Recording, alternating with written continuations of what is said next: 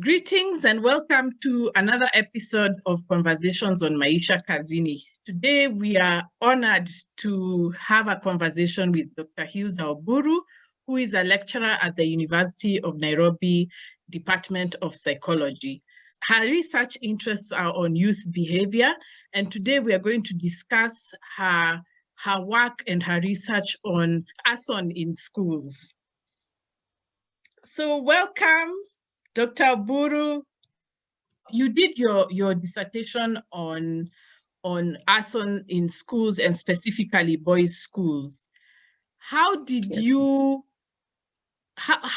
come to this topic? Okay. How did I come to the topic? The year is 2016. I open a newspaper every day. I'm reading schools have gone up in flames, and it is so, because around the time I'm also taking a course at the University of Nairobi, Kikuyu campus, where I teach B.Ed art students. And inevitably, this discussion finds its way into class, and we begin to talk. And students are telling me, I'm asking them, okay, so lovely, it's nice to teach teachers. So how many of us here are excited to become teachers? A question I ask all the years, but this particular year, somehow with the fires going on, and it's actually at the climax around second term, and students are thinking, Malim, I think we are revising that enthusiasm. What's happening? Look at these children. Can you teach in a school right now? You'll be banned. And that broke my heart, because I'm very excited to teach teachers, equip them with skills. I believe in safe schools. I believe in well-trained teachers. So I'm feeling miserable. Why am I teaching people who don't want to become teachers? So I begin to take a keener interest in this problem. And then I begin to look back, I begin to read seriously. Okay, now let me look at this seriously. How long have we had fires? What have we done about it? What are these discourses around the fires? What's happening? And then one of those days, I think I took a tally. I still have it. I used to show it to my supervisor and he would laugh. So I took a tally. So I would write boys' school, girls' school, boys' school, girls' school. So the date, the newspaper, and then I take a list, and then I notice, hang on a minute. This thing is gendered. Why it's so gendered? So all right, I guess somebody must have looked at this. Let me look. So I go through of course, the discourse is usually in the government reports. So I read through the government reports. The first one, second one, third, the three main ones. Of course, the other one came a little later. The 2016 one is very specific. But even that, as I was winding up my thesis, I looked through it, there's no mention of gender. They really haven't captured that in 2016, these schools that burned were predominantly gender. I mean, they were predominantly boys' schools, and therefore a gender component should have been in that report, and I didn't find it. And I began to see their lapses.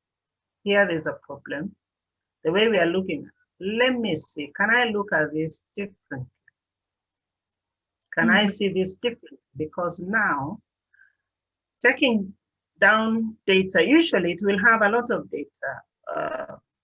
This month, this number of schools banned in this district and this, but does this explain to us anything? That was my question. Does this explain anything to us? And then I realized where the problem was. Our research is very quantitative. It's very quantitative. So you sit down, you take the numbers, here are the numbers, you do the chi-square, you do the t-test, and wow, finished. No. Now, it meant for me that there has to be a shift. If you are discussing people's lived experiences, then you have to go qualitative. You cannot do quantitative all the time. And that's usually the biggest problem. Okay, because in qualitative, then you go in depth. Then you actively understand people's understandings of things. Then you can craft solutions that really make sense. Because with numbers, we know it's numbers. With numbers, we will give blanket statements. But with qualitative research, then you have a context. What drove this particular person here? What brings this? And that's how my study was born. And I decided to use the social representations theory because it allows you to, it gives you the latitude to explore widely. So that if you needed a different theory, social representations theory would allow it to be used to explain a particular phenomenon. So that's how the study was born. A study I enjoyed quite a bit, traumatic as it was, but gave me quite a bit of insight, a lot of insight. I've revised how I teach my teachers. I've revised how I even train researchers. And I hope it will be fruitful in another 5 years because I'm intensively, aggressively making sure that studies actively look at the context. You can have the quantitative bit, but you need the context, and that you need to explore using a more qualitative study. Yeah. That's really interesting what you're saying. The focus on quantitative and no qualitative, no interest in qualitative, I suspect because it's easy to just push the questionnaires, get people to fill them, or you even fill them yourself. And then you just tabulate the numbers, calculate, and graduate. Yes. Yeah, because qualitative studies are intense and they require you to be, and then there's the writing bit of it. There's the interview. It generates massive data, so you need a lot of patience. It's a lot of work, but it's worth it. It's worth it. The level of depth of understanding that you generate is worth it. Yes. And that's exactly what Mwenda was saying, because he went through the archives of University of Nairobi, Kenya National Archives, and just sat for 6 months doing the work. And I think that's the work that we are not doing. We want the papers quickly. Yeah. That's the work that must be done, especially when you're dealing with human behavior. That's the work that we must engage with. And it's for our children. When you think now, when it comes to education, we're talking about our children. We have to put in the work. Yes. The other thing I wanted to ask, because you mentioned it, was about the commissions. Are there any teachers on these education commissions? Because how can something as important as gender be missing from government reports? From the teachers' own mouths, they are not consulted. From their own mouth, they are not consulted. And they would wish that they would be consulted because they are on the ground. They know what's happening. They know they've been trained.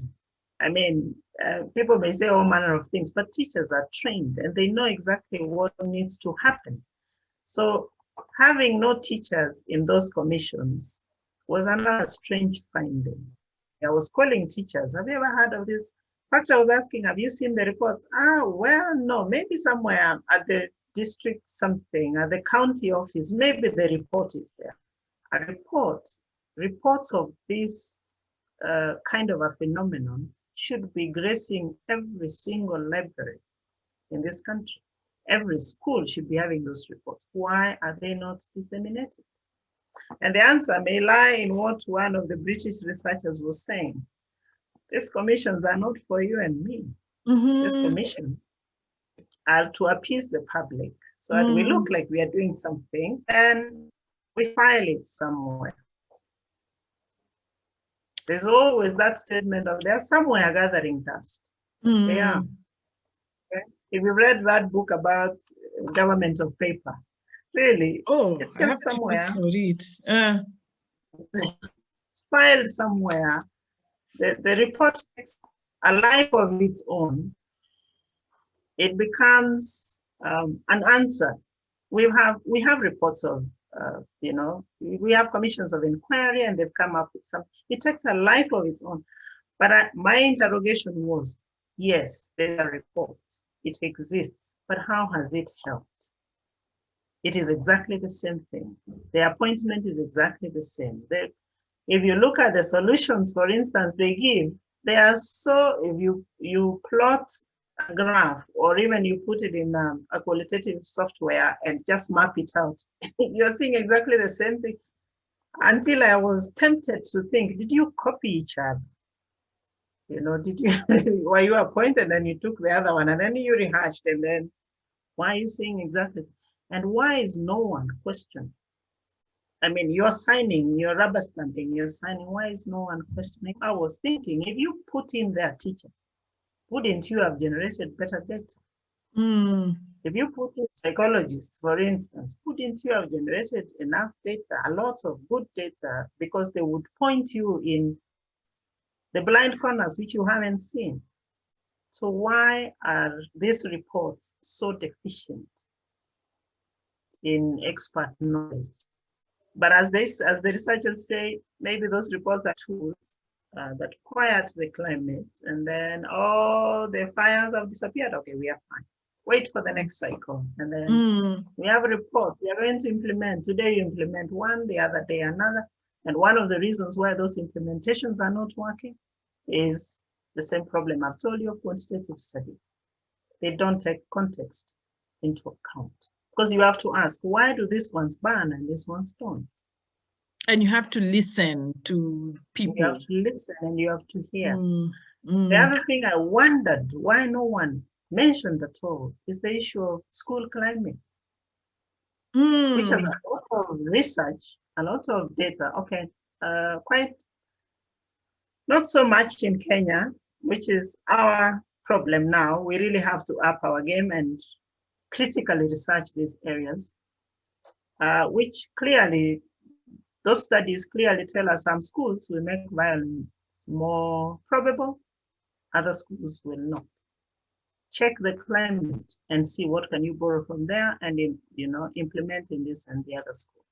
Some schools almost burn like clockwork. We know that particular one will burn, that one will burn. We are so sure, we know, but we are not asking the right questions. Why is it always burning? And you can't do that unless you do qualitative studies. Why? We've allowed this discourse to be dominated by journalists. People on the site, there you go, they report, okay, there was a fire, it started at this time, so-and-so appeared, the DC appeared, and yeah, schools have been burning for a long time, and we conclude the story. Those stories were reading almost the same. It was amusing. One of those days I would sit now today, let me read the story about, they look exactly the same. The same. No, we have to do better. We have to look at it differently. We have to interrogate more. In fact, actually, when I was, talking about CBC 2 years ago, I noticed that the journalists were asking the same questions, the same ones for 2 years. And then I'd be like, I answered that question last year. How come we are still here? So I think, and then the other thing that I've wondered is, I don't know whether this has happened, I haven't checked. I haven't seen any in-depth study into how media reports education issues, because it's all the same. It's all the same, whether you're talking curriculum, jobs, now arson, all the stories are the same year after year after year. And yet, I have never seen a media analysis of this. Normally, the media people are worried about elections and voting and whatever. But they're not talking about how are we reporting education. And it has stuck. It has stuck there. But I wanted us to go to, which is actually the opening section of your, after the preliminaries, it's the opening section of your work. What are the main narratives, the stagnant main narratives that the media is using to analyze arson in schools? The main narratives. Number one, of course, would be bad children. a few bad apples who are spoiling the rest, so that it creates the room for remove them and we solve the problem. You see how simple that is? Yes. It creates the background, therefore, that's the solution. The other, which is the norm, almost has become the norm, is to blame the parent. Blame the parent who has brought up the bad apples. But that story is wider than the parenting, because parenting does not exist in a vacuum. Parenting exists in a socio-cultural context. It exists in a socio-cultural context. So sometimes I say a bit of empathy for the Kenyan parent, a bit of empathy. Because here, I had parents telling me, Watoto, they are ahead of us. You can feel the helplessness. And I can clearly understand what they're talking about. Because you're having parents who are just parents. They just have children and they hope for the best. And you hope children will grow. You do the best based on the knowledge that you have. So I'm thinking sometimes, I'm a parent, I've encountered behavior problems in my own household, and it has triggered something in my mind. I have wondered, I am seated here, I'm a psychologist, I have all these skills, I have the knowledge. I know when this doesn't work, I can move to the other one, I can, change this way, I can do that. I am thinking about an average Kenyan parent encountering exactly the same problem I have without my knowledge. How do they handle that? A bit of empathy, truly, for the Kenyan parents. In fact, instead of condemning them, we might consider how else can we help the Kenyan parent? And I'm not saying this parent teacher, training sessions. I'm talking in-depth, researched, scientific ways of equipping parents with skills to deal with what my teachers called the modern child. Sometimes parents are at a loss. I had during this period of Corona, when schools were closed, I had teachers telling me, parents are calling me at you, you are Menishinda, what do I do? Empathy for the Kenyan parents. Seriously, because I look at it and I'm thinking, no, that's too simple. It cannot be just bad parenting. Number two, you cannot discuss bad parenting without discussing the issue salaried wage labor work. You can't. That's why I said it exists in a social cultural context, in a capitalist system. Where parents have to go to work. Yes, you will blame them for not spending time with their children. You blame them. And I also have a question with that spending of time. How much time do you really need to spend? Because what you could spend all the time, but you don't have anything to equip your child with. You can spend all the time, but what are you training? What are you talking about? I believe in a well-informed parent who would spend even 10, 15 minutes with that child, but equip that child with skills that will last forever. So it's not a simple issue of spending time, although some people will argue with it, but there's also the issue of, can you really spend that much time with your child without becoming a helicopter parent? Tie your shoes, brush your teeth. You can disable the child by being there too much. So there has to be a balance. But the salaried wage labor work, that is probably something we have to talk about. Because there are luxuries we assume for parents that will not work. You are asking a parent to choose. Do I go to work? Or do I sit here and check on my child throughout the day? Make that decision. Is it an easy one? It's easy to talk. The rhetoric is easy, but the practical bit of it, you can't talk about it. You can't talk about this and ignore the whole of that economic element to it. I've noticed now that I'm older, of course, I didn't see this when I was younger. I've noticed that there's a lot of small things you do that never get noticed. And so people don't factor them in when they are mentioning their solutions. So somebody can say, spend more time with the parent, but they're not really remembering, I have to earn a living. I go to work, I come back and I'm tired. You know, much as I would like to do quality time, quote unquote, I'm tired. I've been in traffic for 4 hours to cover a very small distance. So actually, I think the problem is that we don't have a public allowance to tell these small stories. We are always being told the big solution, big event, but we can't talk about the day-to-day of our lives. Now, the day-to-day of our lives is very, very critical.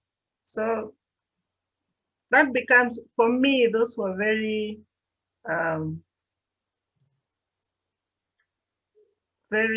what do I call them? They're easy. They're easy solutions. They're easy to point out. But the nuances, the small, small bits. Other was a decayed moral society. The question is this the first society to experience this? Is it? No. Is it the first time we are hearing this story? No. I mean, if you grew up in the 60s, your parents were probably saying the 60s people, they will be the death of us. You grew up in the 70s, these 70s, they are so different. It's a common story.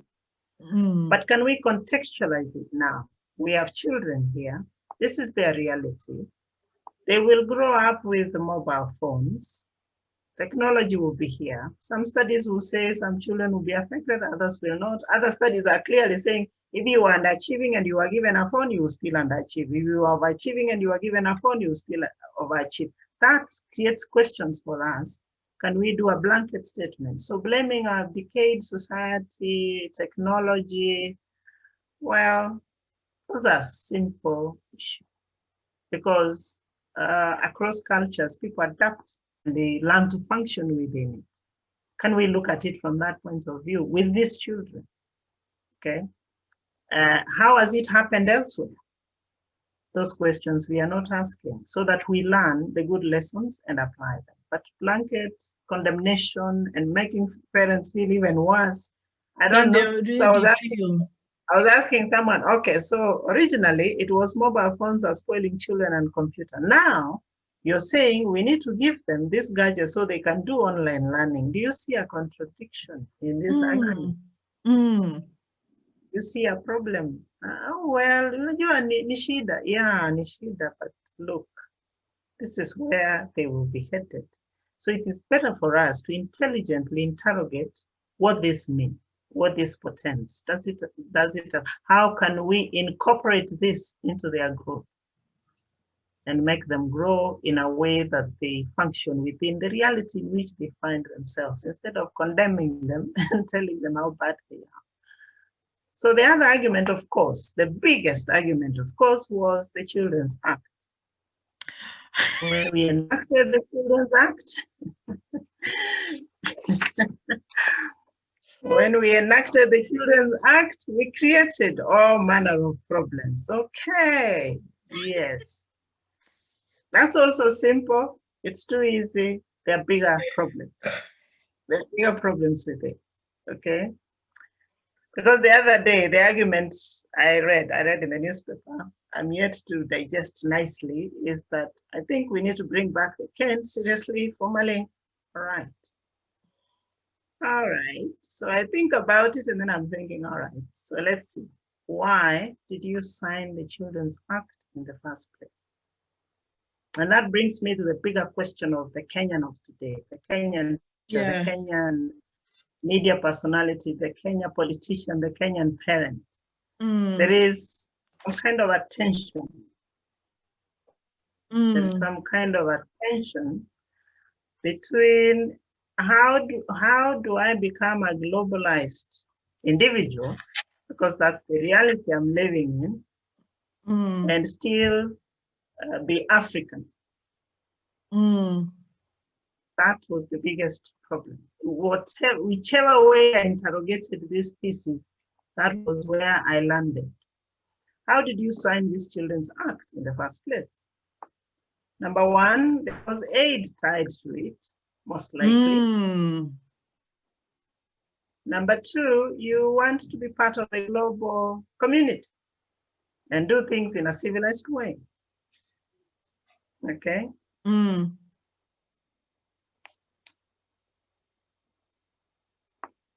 So how do you repeal it? Let's start from there. How do you repeal it and allow for corporal punishment to come back? Speaking of which, so that tension. Yeah, speaking of which, you've reminded me, the last 4 or so days we've been having this discussion on social media, and clearly the corporal punishment didn't go. It was still there. Go. It never went. It's still there. But the stories of trauma that people are telling is just so heartbreaking. So how do we have such a violent education system and nobody's saying there's a problem here? Because people are talking of being beaten by teachers until they had to stay home for 2 days, and they are children. So even though people are saying bring back the caning, then it never went, number one. And two, the stories are horrifying. And I'll tell you why those stories are horrifying. Okay, besides the fact that, of course, there is the colonial legacy to this caning. There's the colonial legacy that we never did away with. Because as I was telling you earlier, I have read quite widely, because the challenge for me was, how do you, because every time I talk about these alternative ways of modifying behavior, I'm told that is Western. How do you vernacularize this so that it becomes African? Because behavior modification is not a Western concept per se, it's a concept across cultures.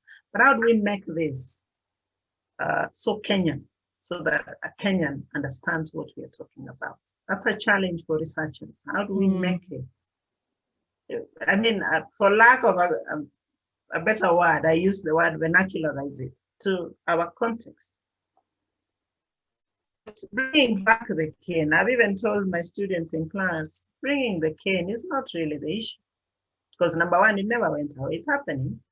Number two, there are schools in this country I know that have never caned, that have never had the cane, and they're functioning. And that we must interrogate and try to see how we apply it. And number two, the trouble with the cane is the whole concept of corporal punishment. The whole construct of corporal punishment. When is it effective? But that's the whole controversy. We make it mild. That's why people will tell you, I got 20 canes. I mean, those were not canes anyway. That means the person really didn't know what they were doing. Because children now adapt to them. It becomes habitual, and then it stops working. Teachers using it do not really understand the whole concept, and how many really can I give for each work? For which misbehavior should I use this? I mean, children are caned for chewing gum, jumping in class, which is age appropriate For behavior. not doing, jump. And for not passing exams. The most heartbreaking for me, for failing. I've actually made my students repeat after me, failure is not misbehavior. Seriously. Because why are you beating someone for failing? Nobody, really, if they wanted, would choose to fail. Everybody wants to pass. So caning children for failing, that's where the trauma is most intense for me. So the whole concept construct of corporal punishment and the way it is applied will be an issue. But besides that, all studies across cultures, across countries show that it doesn't work. In fact, misbehavior becomes worse. So why are we so intent on using violence to solve a violence problem when we know it doesn't work? Either you don't understand it completely or you want an easy way out. And this is also the challenge I find with teachers. Corporal punishment is the easiest thing.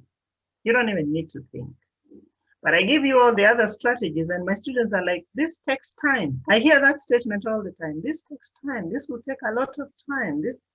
And the mental energy required. And that's what we don't want to invest in. Yet there are so many other strategies that work, but we are not very ready to invest in them. But I will not also wholesomely put the blame on the teachers. I don't want to do that. I want to say that we are not making it easy for teachers to practice the art of teaching, to do the things that they are trained to do.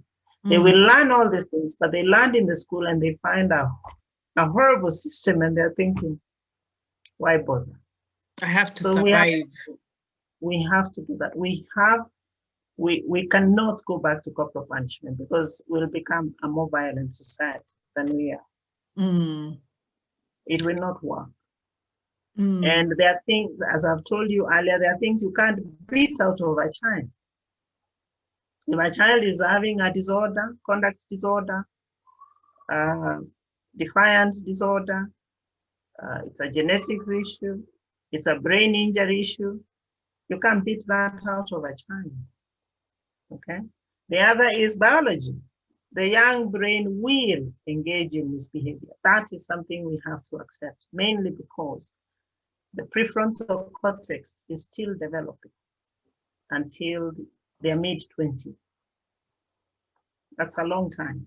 So we expect this. So we have to do better, train better, equip children with skills, adult guidance, more behavior assessment, things which we can do, but nobody really wants to do them. Yeah. So those were the three main ones, of course: bring back the punishment, the Children's Act, blame the parents, a rotten society, just bad children who need to be pruned out of the system. And there are those narratives have occurred through the years. So we have to do a little differently. We have to re-engineer this discussion in a way that benefits the children, benefits the teachers, and makes schools safer for both children and teachers. Yes. Which brings me to the chapter you wrote on the parents and the teachers, because I got a sense of helplessness. And okay, there's the aspect of helplessness, but also people not feeling that they can't take responsibility for anything. And I'm not talking about disciplining, but no responsibility for, this is how I feel, this is what I want to do, and I'm not able to do it. I didn't hear that conversation from them. So maybe you could just talk about what was your finding about the parents and the teachers, the adults? The adults think they have a child, what they're calling a modern child, who is way ahead of them, who is totally spoiled and out of control, and does not respect authority, mainly because they're not being killed, mainly because there's no corporal punishment. And for me, that was sad, that for a whole country, the only way we can modify behavior is through corporal punishment. And therefore, for everything that the children do, we can safely blame the Children's Act and call for the repealing of the Children's Act, and all problems will be solved. But that might not be. That might not work because there are bigger political implications for this, which probably parents and teachers are not aware of. As I have told you, these acts or these international conventions that we sign are not signed, are not things we sign that we can switch on and off. They have implications. For instance, this Children's Act, I can promise you, is tied to funding. So how will you do that? Okay, but beyond that, upbringing is not about punishment. Upbringing and training children and nurturing them is about actively equipping children with skills. What I'm thinking about right now is to write something about how do you have a child, young as their brain is, impulsive as their brain is, learn to take responsibility for their own behavior. If children can be trained to do that, then they control their own behavior. They will not be successful, I can promise you, because of the development of the brain, but they will have an idea. They have knowledge. Because I was talking to children, what else do your parents, kupiga kelele tu, kututukana, na unachoka tu unaenda, you know. So there is that disconnect. But also, as I said earlier, empathy for the Kenyan parents. Do they know it? Do they know they can equip this child with these skills? Do they know which skills exactly? Okay, because if my child is acting out because they can't deal with failure, do I know as a parent how to deal with failure so that I extend those skills to that child? So there are small, small things that if they are not looked at, we will keep giving these blanket statements and the children are suffering. In fact, one of my very late lessons that I am still learning is that Kenya does not allow people to take responsibility. If you're an adult and you try to make a decision, people land on you. So there's a sense in which everybody has taken a back seat and said, you know, let the government, you know, let the church, let's hear from the media. But to say, this is what I think, this is what I'm going to do, is even us, we are still punished and we are not aware. And that's what, when I was reading your chapter, that's what I remembered. Because there's also, I mean, when teachers told me that, okay, so the Children's Act is favoring children, it's against teachers. So what we do, we come, we teach, we go. They've taken a hands-off approach towards managing children's behavior. But there's the unintended consequence. The unintended consequence is that children are reading this as abandonment. Yeah. So when you feel abandoned, you will act out to gain attention from teachers who don't look like they care for you. So you cannot, there is a heavy responsibility on all adults to nurture children and take care of them, and children expect it of us. So we cannot talk about the Children's Act and say, okay, achana now. No, you can't, because their brains are still craving attention. However, whether positive or negative, they are craving attention. So that's what they read. They've been abandoned. And then they act out. Actually, I hadn't understood that abandonment part. So it's good you mentioned. I hadn't understood. That's what it is. And it makes sense because, you know, a child feels when you watch them do something and you don't correct them. I'm not saying punish, but correct them and tell them this is what you should do. When you don't do that, they feel uncared for. There's something they feel. There's something they feel. And that is, then you don't care. So they will act out more until you begin to care.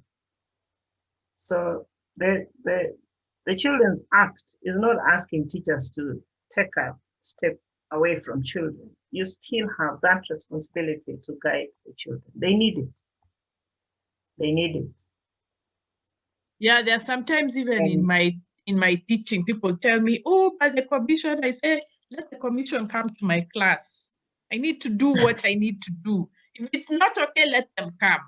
And I'll explain why I'm doing it. But you know, this habit we the adults have of saying it's the law. I'm not going to do anything, it's the law. But the law is supposed to help us. It's not supposed to disempower us. That is true. And you don't want a disempowered teacher in a classroom. You really don't want. You don't, and we have to undo this. If it's a perception that exists, I'll confirm after I talk to children. If it is a perception that exists, it must be undone. Because no child will listen to a teacher who they think is powerless. So teachers cannot look helpless because you will have bad behavior problems. Okay, they look like they don't want authority, they don't respect it, but they need it for guidance, and that must happen. But teachers can also not say that the authority came from Kenyan, because that's very twisted thinking. The authority is not coming from using the king. The authority is coming from your position as a teacher. A teacher who guides. That position already carries a lot of authority. Only a few things, unless of course you go to the street and drink and your students see you drunk and then they begin to disrespect you. I've talked to to thousands of people, and they're telling me they respect their teachers. So they can't be wrong. So that position already comes with a lot of authority. It's our place now to nurture it and use it for the better of the education system, for nurturing children. It needs to work for both teachers and children, and by extension, the parents. Because notice why those children will come to school. Because unless we are going to train all parents as teachers, the school becomes the best socialization agents that we have. Which also brings me to the idea of securitization of the school system. Because I noticed in the latest report, there was a lot of CCTV, armed guards. I got so lost. So what does research tell us? That doesn't help. What it does, it undermines the authority of the teacher. It will have the opposite effect completely. Because now children think our teachers are so helpless, they have to be helped by armed guards. A totally different consequence than expected. So that is not really a solution. But you know, it's companies, eh? There are companies who are expecting to make money from being outsourced security guards, and it's a commercial decision. That's not psychology. That is not human behavior. We have to think beyond this, the whole of this, because we have children, we have teachers, and these are human interactions within the school, and they have dynamics, and those dynamics can be thrown in disarray by just introducing something like an armed guard at the gate or CCTV. But I asked one teacher, okay, so what if your students hack into the CCTV system? Then he's like, what? I'm thinking, you haven't thought about it. These ones will hack into these ones will hack into that system. You have to outthink. I mean, as you said, we have a crisis of thinking. You have to think about these things in 3D, in all angles, and then decide which one is the best. So, yeah. Can you talk about exams as disempowerment? Because I was talking with Mkawasi, my friend, a few weeks ago, and we were saying we feel so disempowered when we are marking exams, because personally, I feel like everything I did with these students, all these interactions doesn't matter. What matters is the grade I post. Yeah. And then even the students, you mentioned in your study that the students also feel, this exam might end my life, basically, if I don't pass it. So I don't know, could you talk about exams as a feature of Kenyan education? Um, when I was looking at exams, I came across something called systemic violence. I'll send you that text. You read through it. That exams, for one, really are an element of systemic violence. We don't even see how it's happening. We think it's okay. It's okay for just a few to pass. And then we label those who fail. And then the few who pass, according to that argument, the few who pass begin to think that those who failed because they are lesser than us, they lack what we have. And this is a cyclical system of abuse. Because for children now, it becomes a threat. If I don't pass, and the parent will reinforce it and say, usipopita, usikuje hapa. So do we need exams? That is a discussion, a debate that is going on. There are people who say, please do away with this result, with this exams, because this result, what does it really mean? Does it work for late bloomers? That people will develop a little slowly, because even the whole system of every 2-year-olds should be able to do this, still they refer to it as systemic abuse, because some 2-year-olds will do this, some 2-year-olds won't do this. Can we have programmed learning so that how far are you? More looking at the mental age, how far are you? Okay, so move this way. How far are you? So move this way. So exams are controversial. And for me, as I looked through the school files, and especially looking at the boys, I saw a direct link between conflicting passing in exams, say with manhood, with success in life, with everything, and school violence. That link was almost direct. Because for those children, if I am a man and I fail, then where do I go? We made it almost impossible for boys to function after the results are out and they have failed. There's a narrow path for them, so that the other element to this is that, how do I then recoup my manhood? Violence becomes an option. Okay, violence becomes an option, because then the child is like, mutajua mimi ni mwanamume. What are other ways of being a man? So exams as a system that creates an elite, and then an also elite, to me, is a form of violence, systemic violence towards children, towards parents, because even you blame yourself. You're thinking, why mtoto wangu mbona hakupita? Towards teachers, because watoto wa shule yangu hawakupita, so our school is ABCD. There is an inherent violence that is going on, sometimes unconscious. It's going on. It may predispose others to act. Others may not. They may passively deal with it, but there's an element of violence to it, the way we have structured it.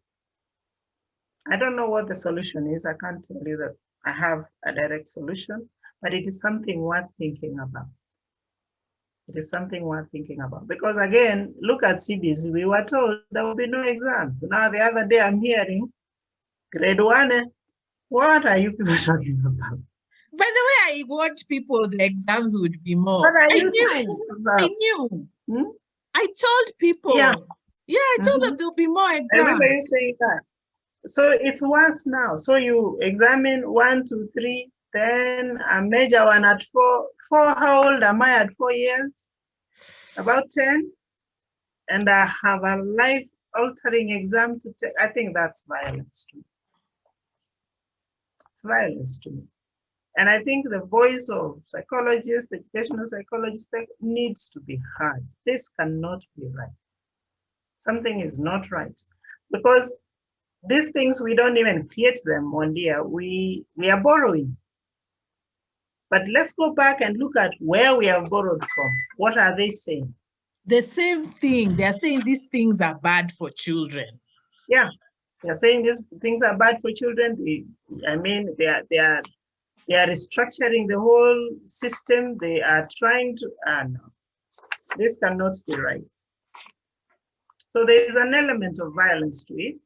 It contributes to the violence, especially in Kenyan schools, because again, notice when those things generally happen.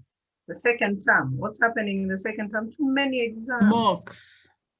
Too many exams. Mocks and beatings. Yeah, it even starts from, and then a teacher was telling me, you know, we undermark mock deliberately. And I was thinking, no, I'm worried. So I said, I'm worried because I don't know, how does that help? It makes the child work harder. Truly, I don't know. There's a way we have internalized violence, almost normalizing it without realizing how much damage we're doing. So the whole of that discussion, that discourse needs to continue until we have something that works for the children without making them feel so trapped, so lost, you know. One parent was telling me, you know, when we used to go to school, we liked going to school. We ran to school. We enjoyed school. Something has changed. And I said, yes, you're right. Something has changed. We have to make schools and schooling enjoyable for children once more. That we must do. That we must work on. And of course, the threat of violence and beating them up really is not doing any favors here. We have to make schools safer, schools more enjoyable, and we have to make learning enjoyable for children. There's something you said that I want to link to what we've just talked about, exams. The boys feeling that their self-esteem is attached to how they perform in exams. So could you also now rope that in with football? Because, you know, when people hear outside the school, when they hear the boys went on a rampage because they couldn't watch football, people are saying, oh, these kids are so spoiled. They just want raha instead of working hard. Yes. Can you just explain? I was very surprised, but it made so much sense. Why it looked football? So, yes, it looked so strange that people didn't understand that. So I really needed to talk about it because being a man is a social construction.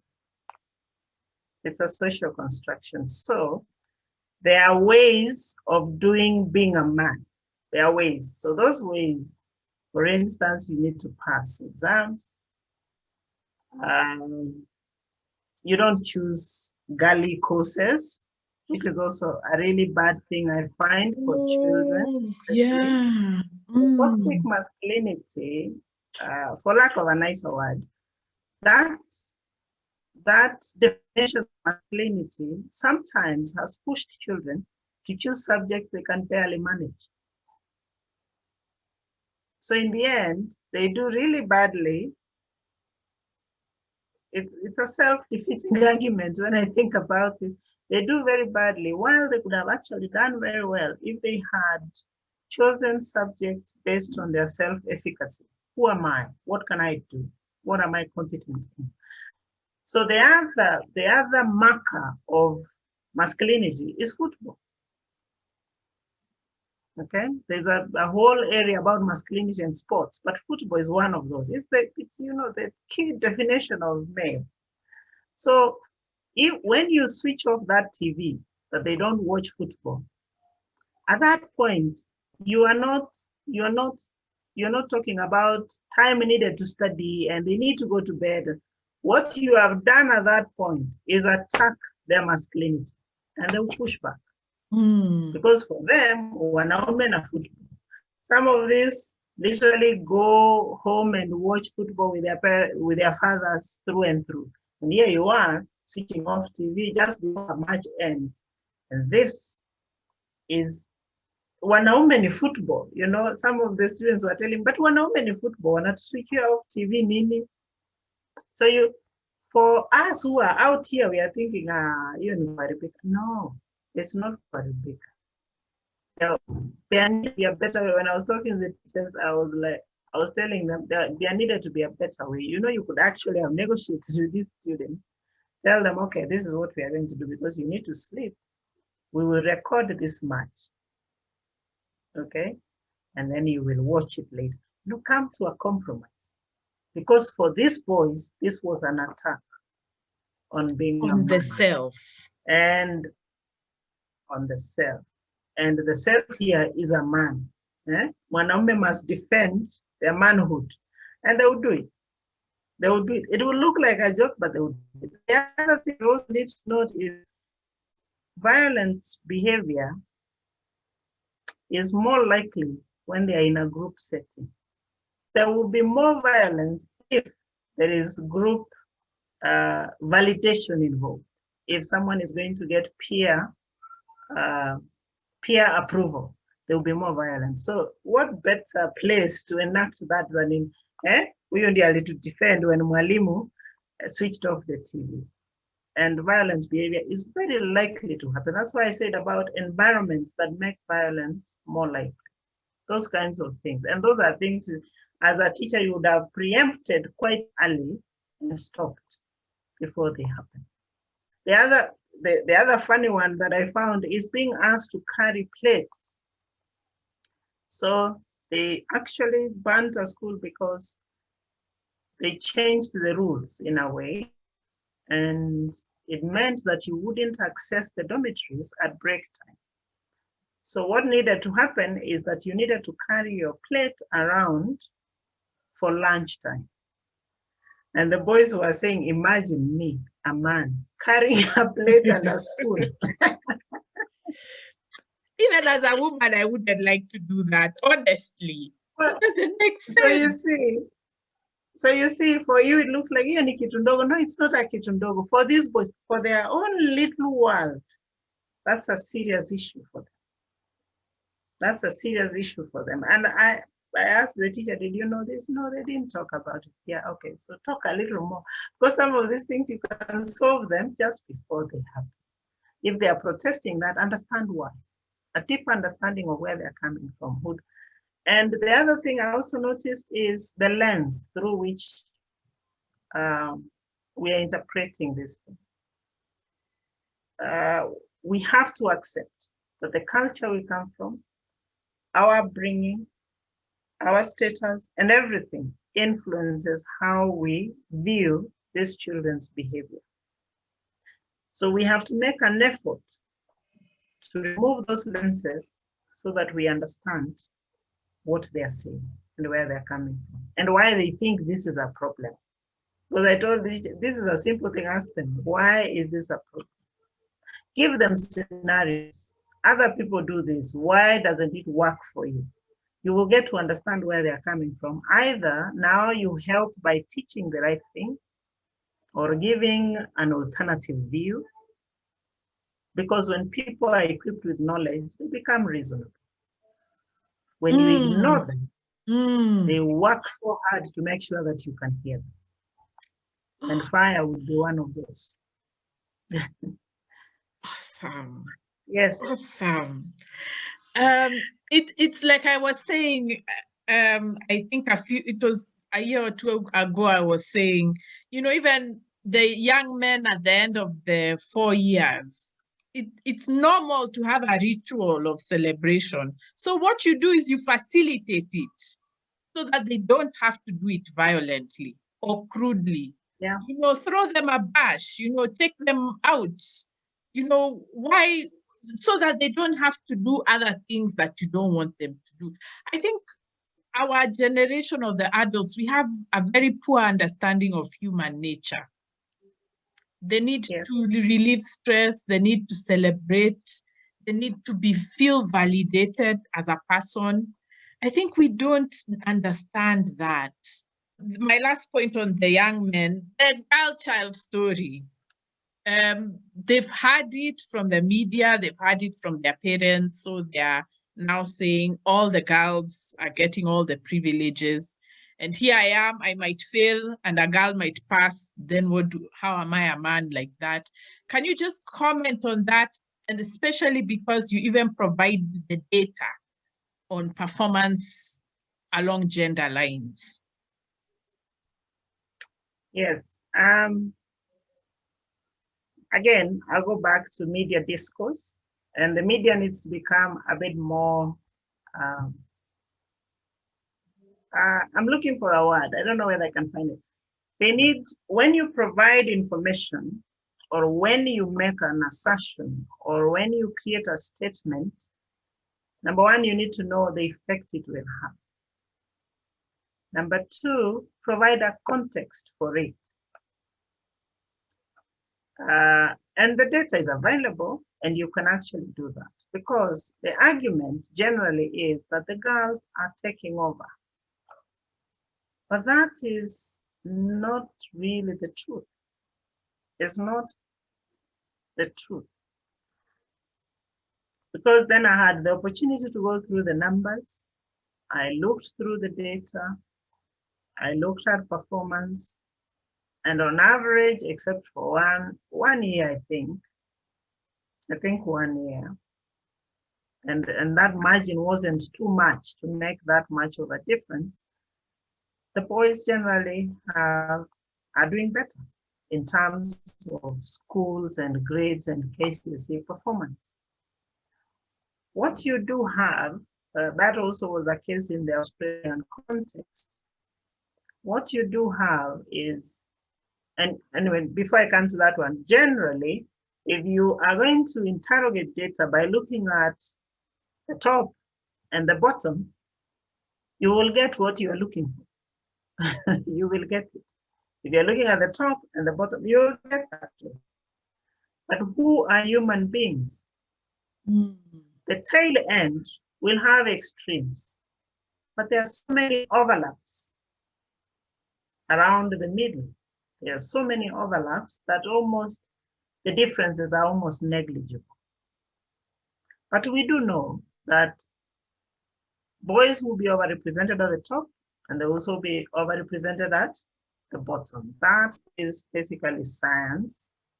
But what may have happened in Kenya is that a few upper middle class girls upped their game, mainly because of investment, the gender messages, STEM for girls, active, investment in making sure that these children, and of course the parenting, because the parents who hear my child is interested in this, they will provide. They need to read, they will provide. So they will stimulate them early, and a few middle class girls will compete effectively with the boys. And they may even overtake them at the top. But the bigger story is in the middle. So what the media needed to do was provide a context for what they are talking about. So saying that the girls have done better probably even disadvantages the programs for the girls, because they haven't really caught up the way you think they have. They haven't.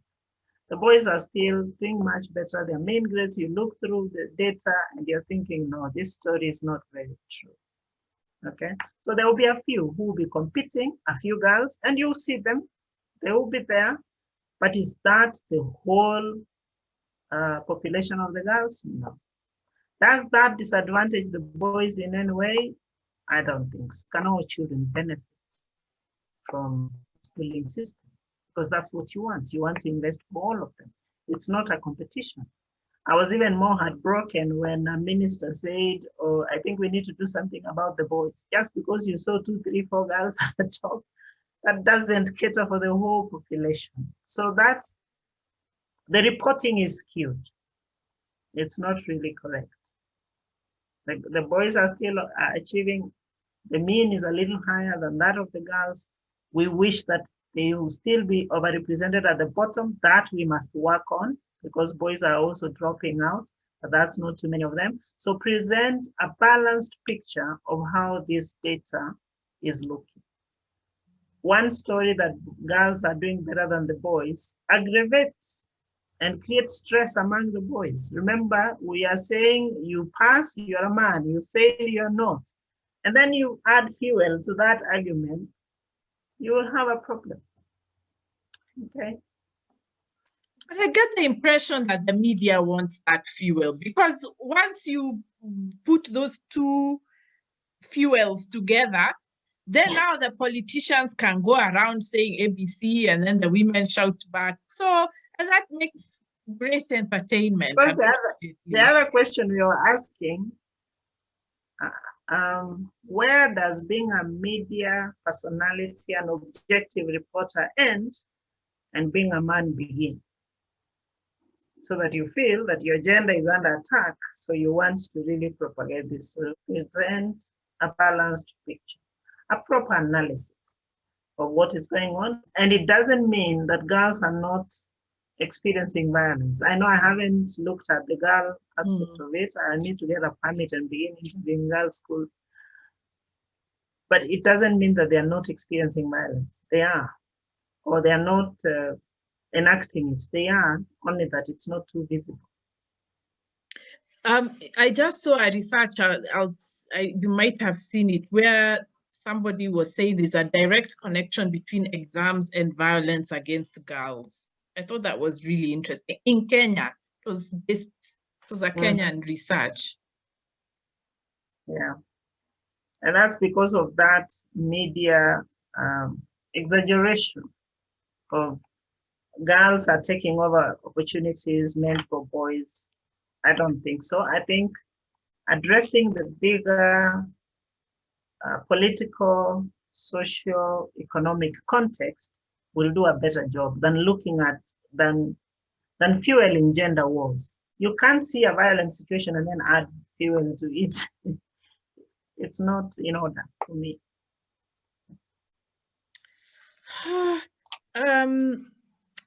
From your study, I got the impression that the boys were actually the best analysts of what is going on. They had more nuanced stories.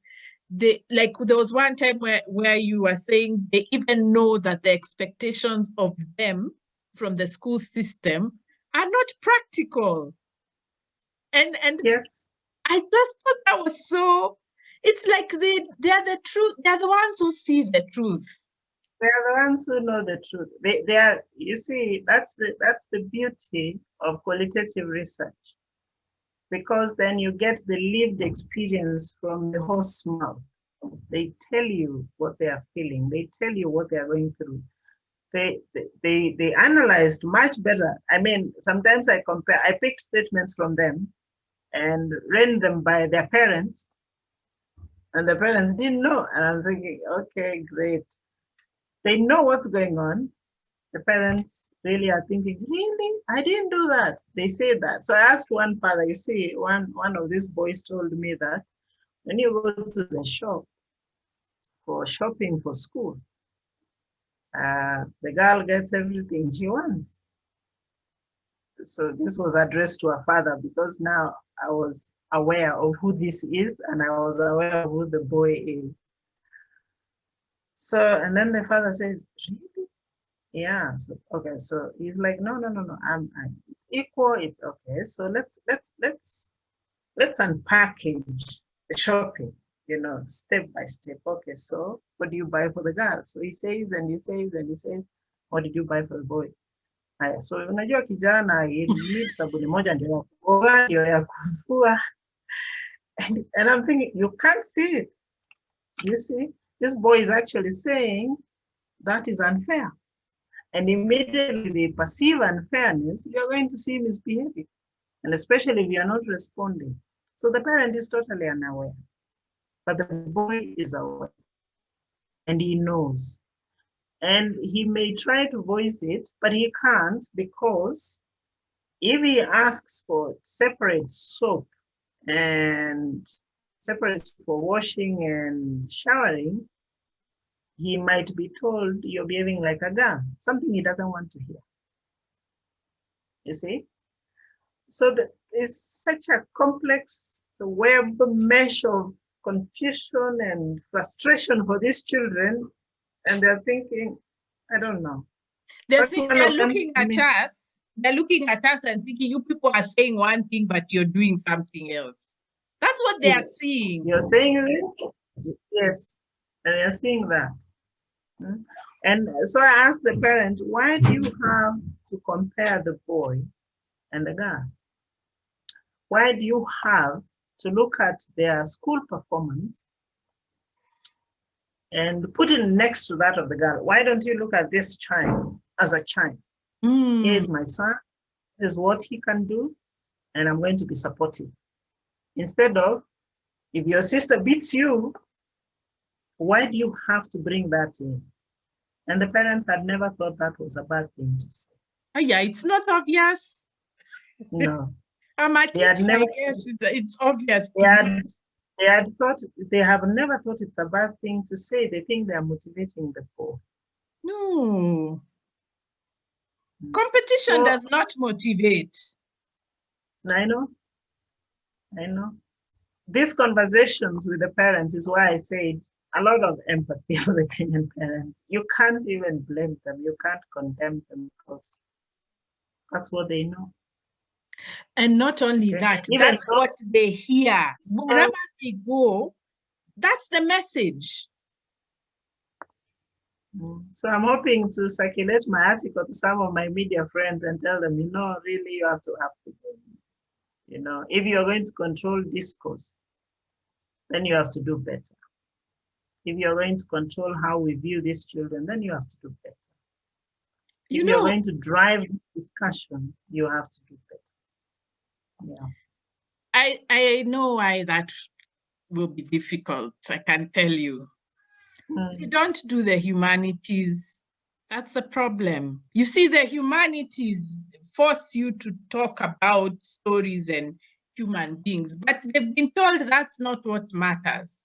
So they go into media houses never having read a story, never having read anthropology, not understanding psychology. When you try to tell them to do those subjects, they say, what is the relevance? That's where the problem is. Yes. So it's really frustrating. But I hope we can get this discussion out. We can appeal for a better interrogation of education matters. We cannot live in a world where children have to be straight and do what we tell them. They won't do what we tell them, because they are also functioning, they're also thinking, they question. They asked me questions during the interviews, and I thought, if I didn't have this knowledge, I wouldn't have managed this one. Very difficult questions, very thoughtful questions. They really are questioning their own environment. They're questioning their own learning. Some were telling me, some things we learn, I don't know.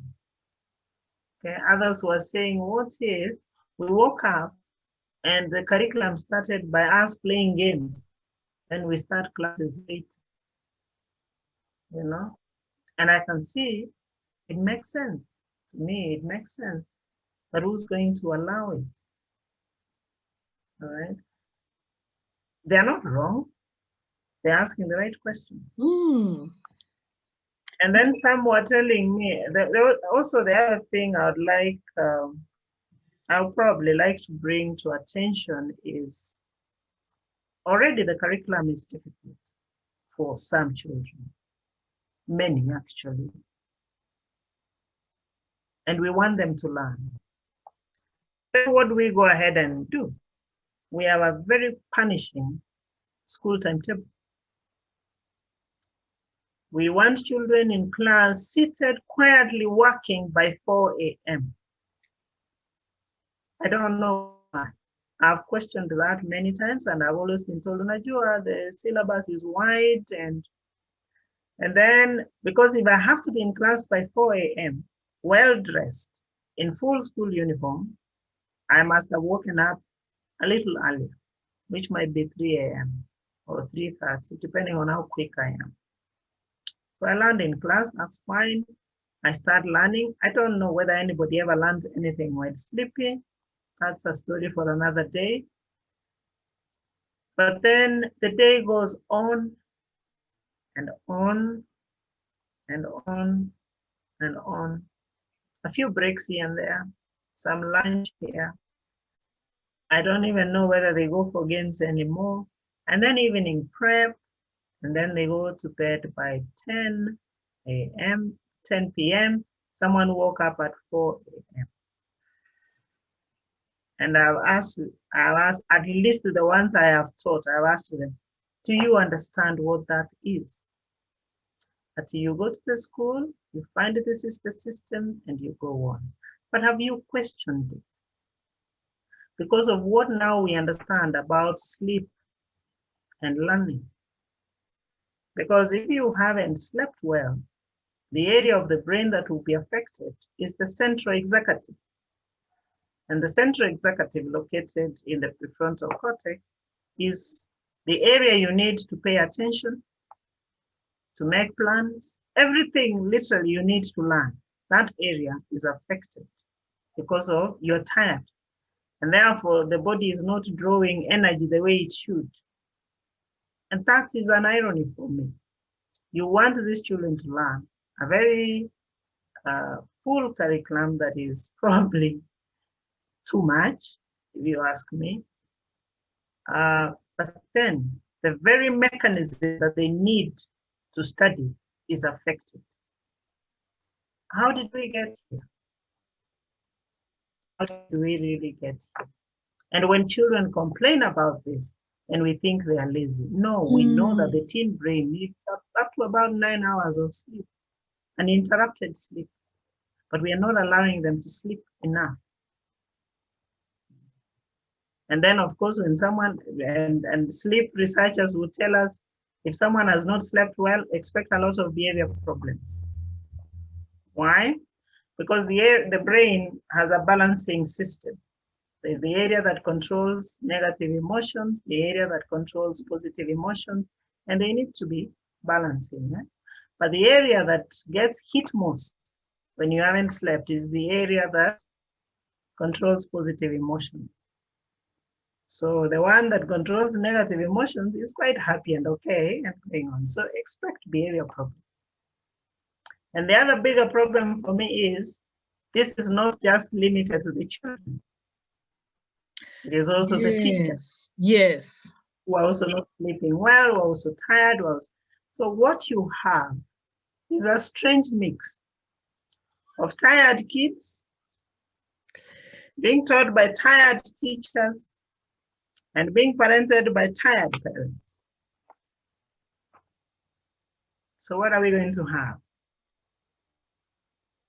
Okay, so we've created the environment that makes violence likely. We should not act surprised. And as I keep saying, we can do better for the children and the teachers. Because these are things within our control, aren't they? We cannot, that helplessness you're saying, we cannot keep being helpless and saying it's the curriculum, it is, no. Now we need to take up our thinking caps, put them on, and tell the Ministry of Education, we are the teachers, and we are telling you that unless you do this, then this is likely to happen. And when it does happen, do not say we didn't warn you. We know they will not listen, but we have to keep saying it. We have to keep saying it say it loudly enough until they will try to keep us quiet at some point by adjusting and making the school a better environment for learning and for teaching. Yeah, because now we are even, and you mentioned this in your study, are even getting people who don't want to teach in our education classes. Like now, me, I hear that our students want to do policy. So they don't want to be in the classroom. And to me, it doesn't make sense that you want to write education policy and you don't want to be with live students, interacting with live teachers and hearing what they have to say. We have the knowledge, but we have to take back control of schools and classrooms and schooling. We have to do that. Because clearly politicians don't get it. Don't get it. Okay? So you cannot expect results by making my work difficult. You cannot expect results by making it impossible for me to work. And this curriculum thing, now that you've mentioned, is there a space for us teachers to be creative with it, to stretch the places that need to be stretched, to make those decisions in the classroom? I don't know, how do you institutionalize that? Because I really don't like the syllabus. I really don't, because sometimes you find in this year, the kids get it and they move. The next year, it takes more time to stay on that. Sometimes you have to borrow other resources. What would we need to do to give teachers space to breathe with the curriculum? How would it make it more flexible? Make it more flexible. I mean, for you and me, for instance, I think we can do that because we can adapt things here and there. But I was talking to teachers in a seminar the other day, and then I said, now really is the time to say enough of this. Enough is enough. Let us do teaching as teachers. Because a teacher was telling me about a total contradiction, and I probably need to look at that policy paper and do a critique of it.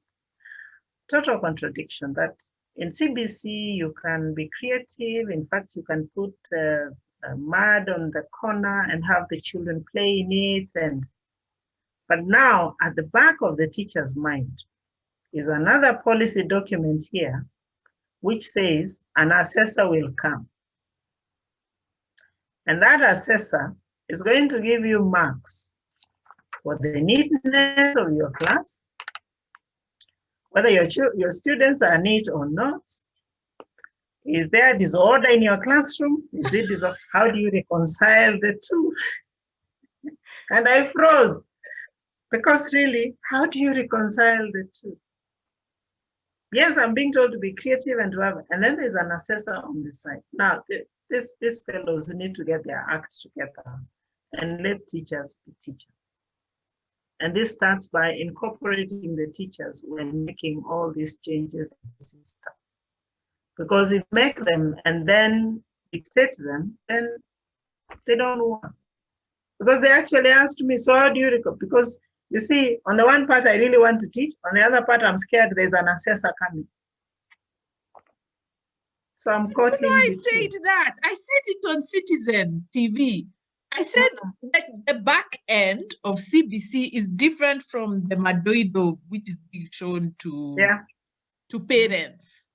What at the back, it means more paperwork, more testing, more whatever. And then we start being told, but you are given a curriculum. But people are not seeing the other side of it. But the curriculum, the things it is saying, and then the other things coming with it, they're not working.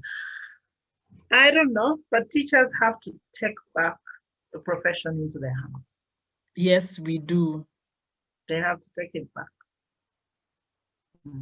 It's a pity the unions dropped that ball, but some of us are thinking about a teachers' association.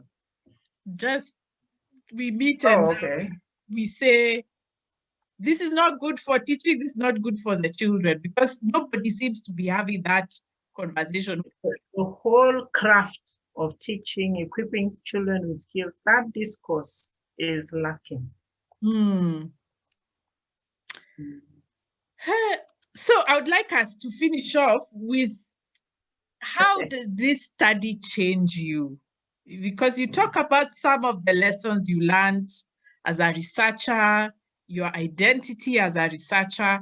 How did this study change you? It was such a nice chapter. It was poetry, I tell you. It was really nice. Okay. I guess you're talking about the reflexivity chapter. Yeah. Where and the beauty now of qualitative studies is you are allowed to reflect on that, the subjectivity of it all, because it speaks directly to you. So you have to talk about it. So first and foremost is that I've taken so many things for granted. When I listened to these debates and I would see school fires and I would see youth behavior, and I've taken so many things for granted. But being on the ground, now talking to the students, talking to the teachers, understanding where they are coming from. I didn't know, for instance, now I am very aware why a teacher might let misbehavior pass. I didn't know that. Now I know what challenge a parent would have. Because in the past, I looked at these things as, I'm the psychologist, parenting should almost be a given. It's not. It's not a given. I understood what privilege looks like. Because then you begin to empathize with why this might not work, why this is not happening. Why? Because even the whole idea of salaried wage labor work, I had never thought about it clearly until when parents raised it with me and asked me, so niache kwenda kutafuta chakula, nikuje kulea watoto? And I don't know, it was so difficult. How do you deal with that? So that now when I listen to conversation, I am more critical. I'm able to look at this from all angles and more empathetic. Is there a way parents can be supported? Because clearly parents need support. Hearing a parent say, these children are way ahead of us, is heartbreaking. Because when will you catch up, you know? When will you catch up? And the world is moving really fast, okay? When you meet a parent who's like, okay, I gave the phone, but I didn't, I made sure that they use my own phone so that they don't go to bad sites. Then I'm thinking, but you do know this child can go to your phone, store something, download something and password it. And you'll never know. You understand? So I came to the realization that parents need a lot of support and less condemnation.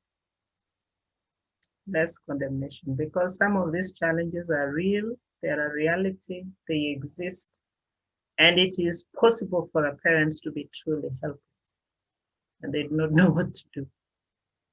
So a bit more support, even for the teachers, because now I have teachers who keep asking for seminars. I didn't even think that you could go through that B.Ed program and miss a lot of information, which means the way we are structuring the curriculum is very different for everyone. I had teachers who are hearing some things from me for the first time, which was very shocking. So it changed my whole outlook of how I look at the school, how the school is structured, and why violence is possible. I understood why a parent would be talking about huyu mtoto amenishinda, but they wouldn't be aware that this child has oppositional defiance disorder. That is something I know. If I looked, I would see it, but they won't see it. So that's the outlook now I have. That's why I'm now emphasizing, how can you support teachers? How can you support parents? That must work. We must move away from walimu hawafanye kazi, wazazi hawafanye kazi yao. No, we have to move to how can we help? Because clearly there's a gap. There's a gap and it has to be filled. And blaming them is not going to solve the problem in the long term, or allowing caning is not going to solve the problem at all. More supportive systems for both teachers and parents. I wanted to ask you to talk about your vision for the school as a safe space. What does that look like? School as a safe space, first of all, there is little research in terms of the school environment, because I went through the repositories of all the pieces and I realized that's one area that no one is really mentioning. So number one, there's a lot of research required to know what works, which school climates make violence less likely, which ones make it more likely, and how do we intervene? You know, the American model of zero tolerance for misbehavior. Total zero tolerance for misbehavior, pruning the bad apples, and we have to move away from that model and see how else can we do this. We have to move away from that model, especially because children are becoming even more aware now.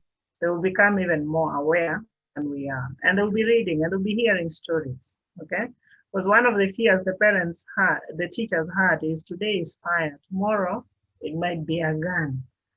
And then at the beginning of the year, someone called me, unaona wameanza kupewa panga. So I'm like, okay, we have to work quickly, because we have to move away from the idea that these ones are bad and they have to be, we have to see, how do we make the school better? Because for a child to be so angry towards a school as to want to cause damage, something else is going on. And we cannot solve that by beating them up or taking them to jail. Because today it will be this one, tomorrow it will be another one. Is there a better way? Yes, there is a better way. So let's understand which environments are this. Number one, for instance, we know that when children say teachers, you will notice that there's a particular teacher. There's always a particular teacher. And I'm sorry to say, it's almost always the deputy head teacher. Almost always. So I went looking what creates this very negative attitude towards this teacher. So, and that's something we can quickly resolve. You cannot have a math teacher or a physics teacher who probably beats up children for failure, being the deputy teacher, being the discipline master, everyone is sent there. Sometimes being the dorm master somewhere. All those roles are creating a very negative image of this teacher. So for this teacher to be attacked, it's very simple. It's very easy. Because you've created that negative image of this teacher, and if I need to release anger, tunajua tu, we will release it on you. So that is something as teachers we can correct very quickly. You cannot have teachers beating children endlessly and expect that the school will be violence-free. Because you already have the violence, having children enact that violence against others is so easy because that's what you taught them. What is it that triggers violence? How is it possible for children to attack each other, attack the teacher? So that research is an urgent need, either by us walking into those schools and doing the research, and not necessarily quantitative research, more qualitative research, because these are lived experiences. So that people actively talk to you. You understand their construction of understanding, you understand their construction of meaning, and then you know where to proceed from. That for me is an urgent. I don't know whether we can recruit teacher researchers, just record these things as they happen and incorporate them into research. We have to think outside the box and think quickly. And then there's the issue of taking, the ministry pays lip service to counseling without putting money into it. Really, it has to happen because a teacher has a limit of how much assessment they can do of behavior. And especially with the amount of paperwork they give them, they can't do this as comprehensively as should happen. So now we have to take the bold step and say the counselor must be in the school, a proper office that functions so that some of these things are noticed early before they happen. Because preventive measures, for me, are the best thing to do now than to wait for the violence and then start punishing. And we've done that for 20 years, nothing is happening. So we have to shift how we think about the whole issue of school violence. Yes. Wow. Thank you so much for such an interesting conversation. There's something I want to ask about this TPAD and those kinds of technologies for supervising. I don't like them, but we can have that conversation. Have that conversation and actually a write-up about it. Because I think we have to come in and raise another voice or create another voice that speaks to the TSC, because it seems as if the teachers are not being heard.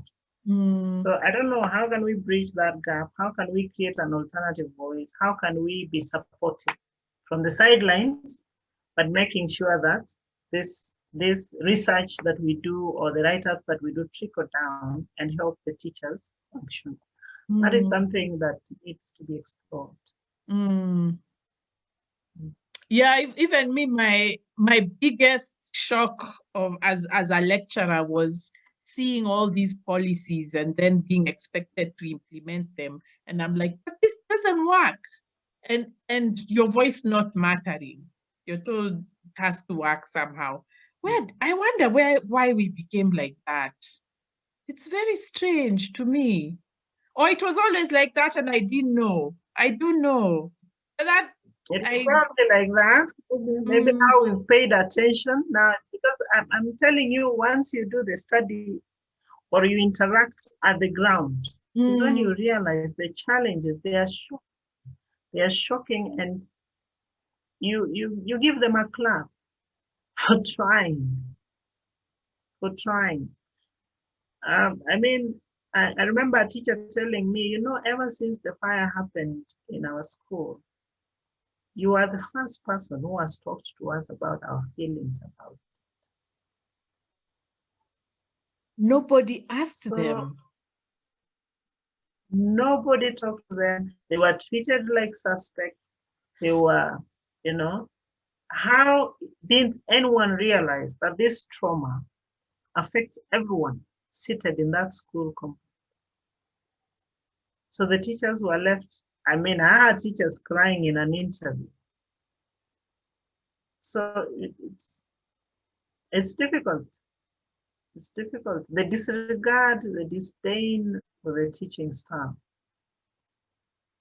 Because I would think if you were getting counseling services for children, clearly the teachers needed counseling. No, they were left to their own devices. I don't know how. So there's a lot of work to be done, and especially to have their voice incorporated. Because look at the newspapers I was analyzing. I can't hear the teachers. I can't hear them. I mean, and they're at the center of it. Why is a journalist not thinking about, let me talk to the, not the head teachers, the teachers. The teachers. The teachers. Yeah, so we can carry on the conversation later. So thank you for having me. And thank you so much for accepting to do this. I will definitely call you again to follow up or just talk about other things. So thank you so much. Thank you so much.